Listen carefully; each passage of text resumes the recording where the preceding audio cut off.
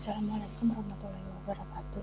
Perkenalkan, nama saya Yenti. Saya sekolah di Sekolah Ilmu Tinggi semester 2. Saya mendapatkan tugas baca dari Madila Pertamaka, yaitu lanjutan yang kemarin, tugas baca yang ke-12 bab 6 tentang logika.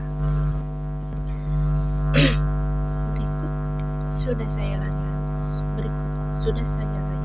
logika mistik, filsafat ilmu alam, dan juga dialektika.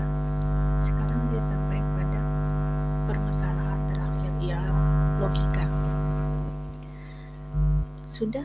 Sudah tentu boleh disusun dengan jalan lain, yaitu menurut penjuru masing-masing. Si pemandang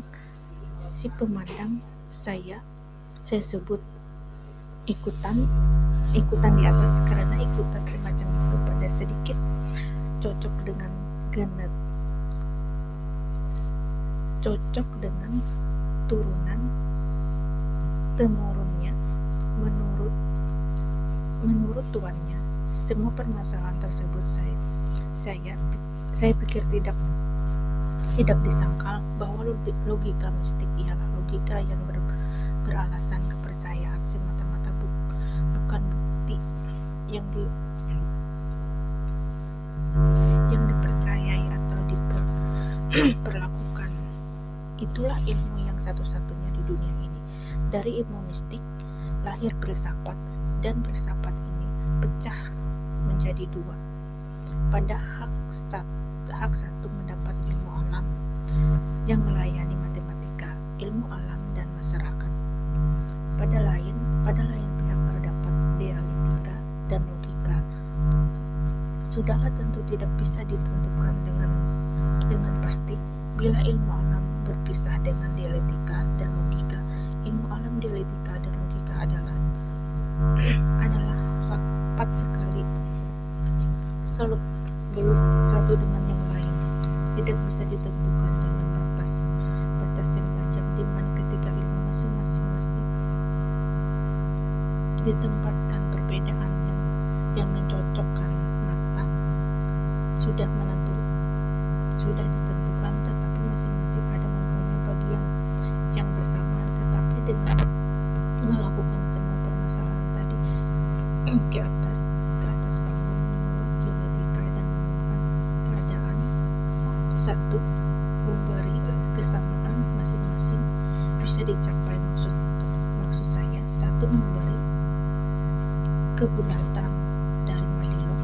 Dua, menyingkirkan, memberi cara satu permasalahan berulang-ulang lebih dari semestinya. Dahulu di dalam logika filsafat, bagaimana permasalahan dialektika, hal itu sudah tentu tidak bisa disingkirkan, karena filsafat dan dialektika adalah ibu dan anak permasalahan logika. Itu pun tidak bisa disingkirkan, karena ilmu alam dan ilmu logika itu adalah dua saudara yang kembar. Walaupun kecil daerahnya, logika karena takluk, dan juga sebagian dari daerah dialektika. Dan walaupun hal yang terpenting dalam logika tersebutnya sudah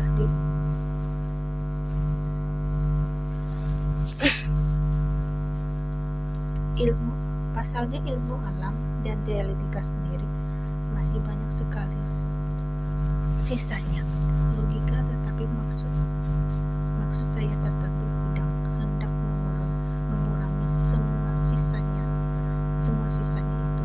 Logika itu cuma salah satu permasalahan dalam Madilog, dan seperti sudah dibilang, bukan permasalahan yang penting yang akan diuraikan pada pasal ini. Cuma beberapa pemuncak yang nyata dalam berlogika itu sepenuhnya dipersilahkan membaca buku, karena buku besar dari 6.000 muka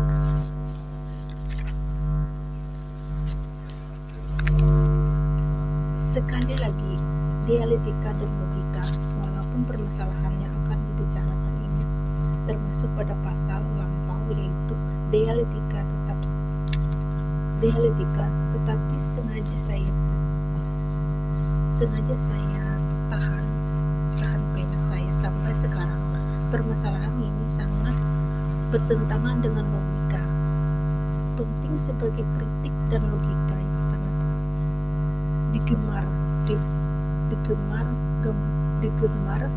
digemborkan oleh para sains.